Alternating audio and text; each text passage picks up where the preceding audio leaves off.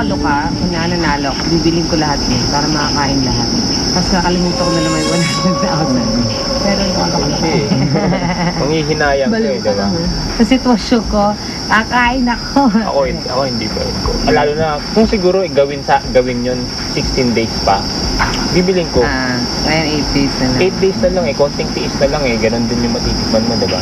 Pagbalik namin sa camp, yung mga tao na nagsasabi, kung ikaw yung nanalo, bibilin mo? Sabi ko, siyempre yung iba sabi, oo, bibilin ko yun. Sobrang nag-crave ako eh, sobrang wala akong pakialam sa ngayon sa pera, ganun. Sitwasyon namin parang hindi mo naisipin yung pera eh, hindi nag-work yung pera dito eh. Kasi talagang survival ka eh, di ba? Diba? Si Aubrey, sabi niya, kung siya nanalo, wala siyang pakialam, bibilhin niya raw yung pagkain na yun. Hindi ko masasabi kung mamayabang sila lang, parang walang kwenta sa kanila yung 100,000. Dahil hindi, sabihin na lang natin, may pera naman sila, di ba?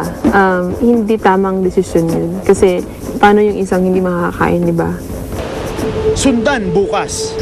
Basta, ito, solid tayo pero hindi natin papalata kasi alliance tayo natin sila. Para huwag tayong magulo. Yan. Diba?